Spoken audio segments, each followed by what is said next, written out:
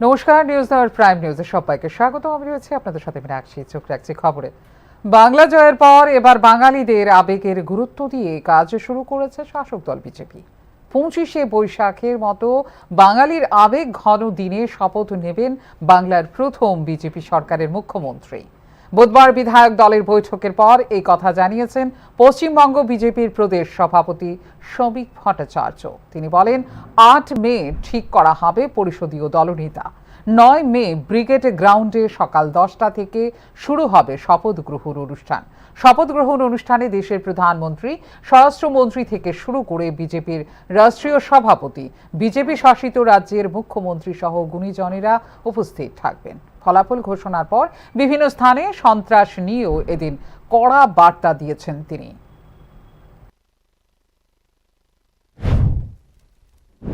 कल 8 तारीख 4 बजे हमारा विधायक दल का बैठक है।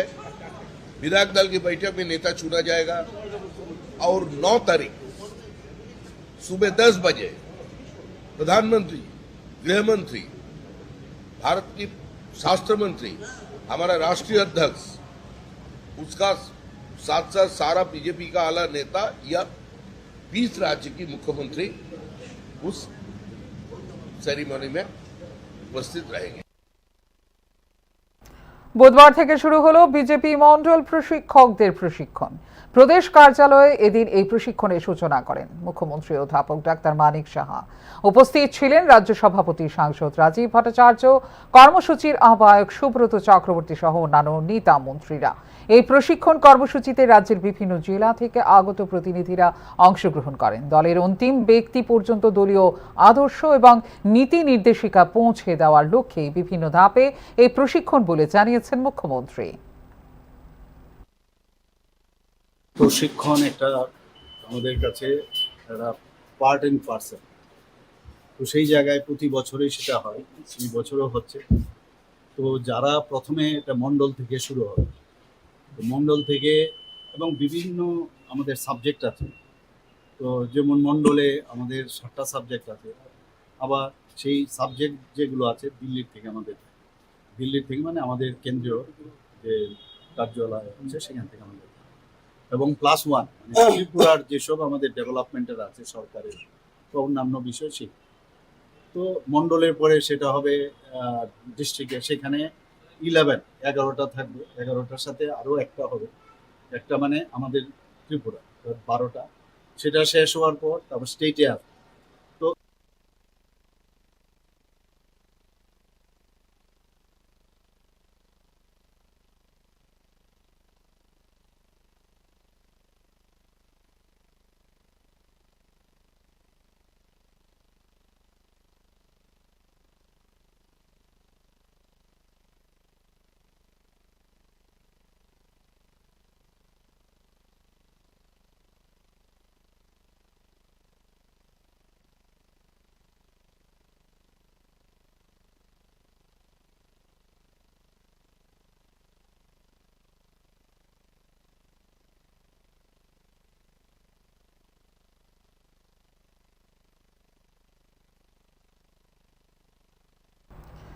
সীমাবদ্ধ তহবিলের টাকা থেকে স্বচ্ছতা বজায় রেখে জনগণের জন্য কাজ করব।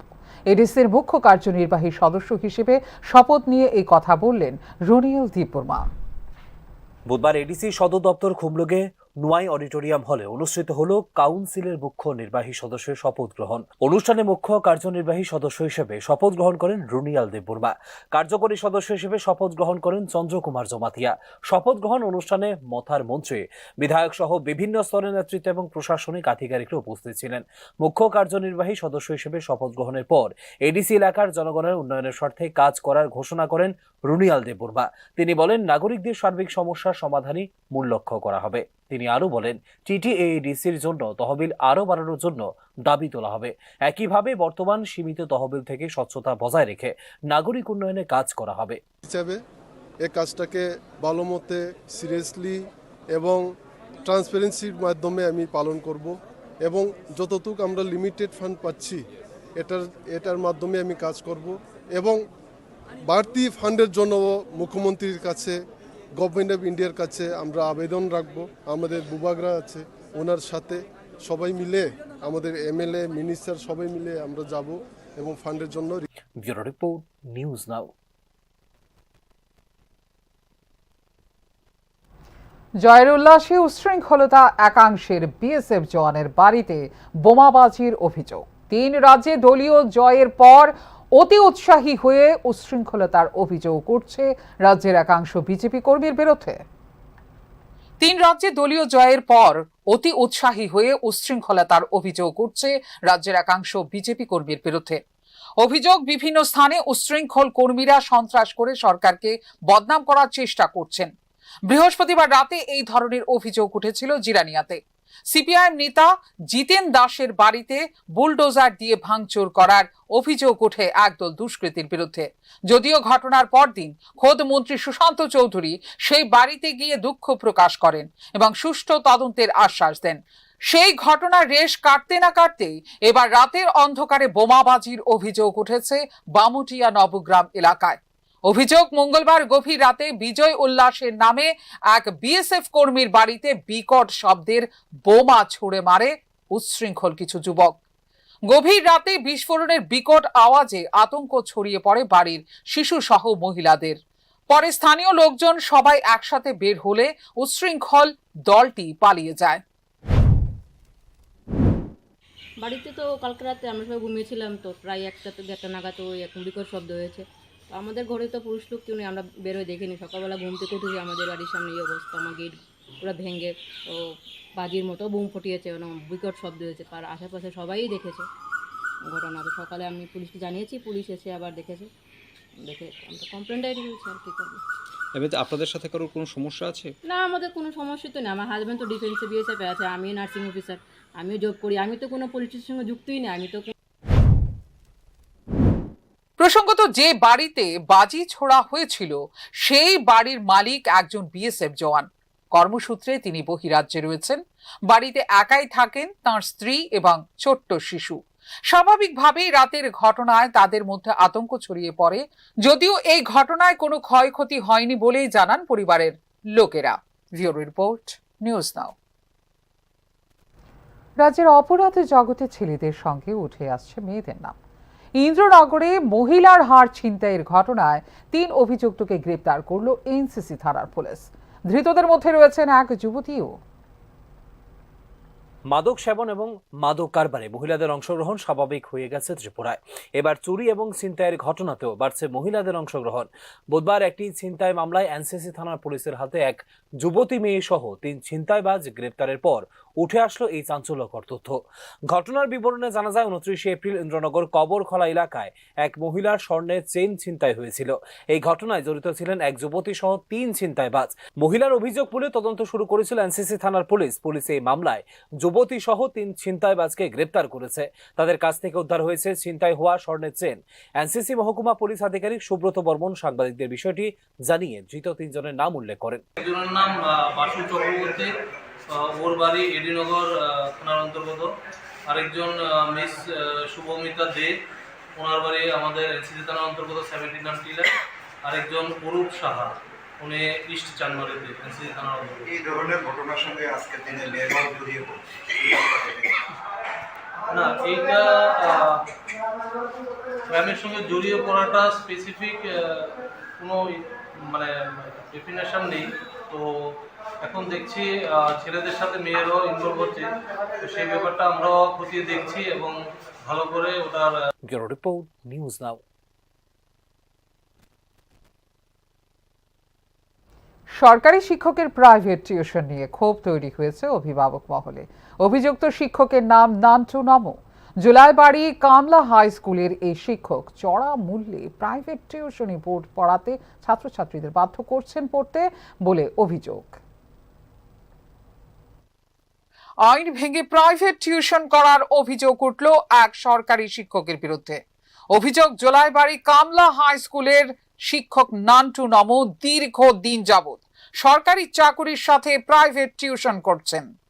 আরও অভিযোগ, ছাত্রছাত্রীরা এই শিক্ষকের কাছে প্রাইভেট না পড়লে স্কুলে পরীক্ষার খাতায় তিনি নম্বর দিচ্ছেন না। স্কুলের পাশেই একটি বাড়ি ভাড়া নিয়ে সকাল বিকেল সেখানে টিউশনি করাচ্ছেন নান্টু নমো। প্রাইভেট টিউশনির জন্য তিনি প্রতিনিয়ত স্কুলে আসতে দেরি করেন। একইভাবে তিনি ছাত্রছাত্রীদের নিজের ভাইয়ের কাছ থেকে খাতা এবং স্টেশনারি সামগ্রী কিনতে বাধ্য করেন বলেও অভিযোগ।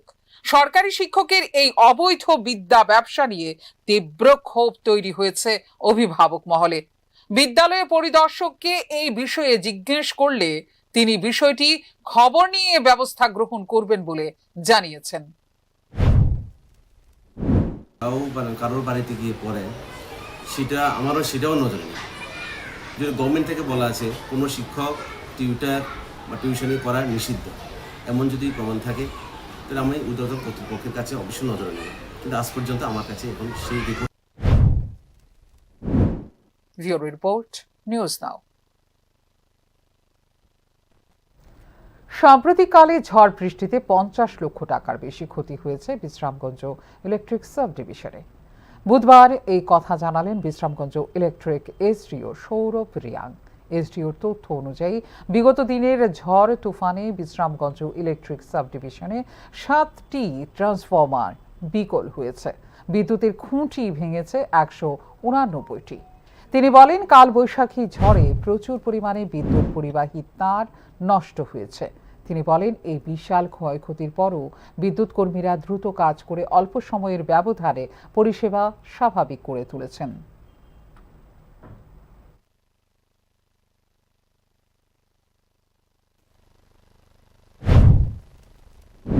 দুর্যোগ হয়েছে, এখানে আমাদের প্রচুর ক্ষতি হয়েছে। টোটাল আমাদের এখানে 189টা খুঁটি ভেঙেছে STLT মিলিয়ে, এবং 189.52 কিলোমিটার আমাদের কন্ডাক্টর তার হেভি কেবল কাভার কন্ডাক্টর ছিঁড়ে গেছে, এবং 7টা ট্রান্সফর্মার নষ্ট হয়ে গেছে। আমরা মোটামুটি সবই কাভার করে দিয়েছি যতগুলি ছিল। শুধু এখন এখনকার মতো এই মুহূর্তে সংবাদ এই পর্যন্ত। ওনারও আপডেটস দেখার জন্য অবশ্যই নজর রাখতে হবে নিউজ নাওর পর্দায়। নমস্কার, শুভরাত্রি।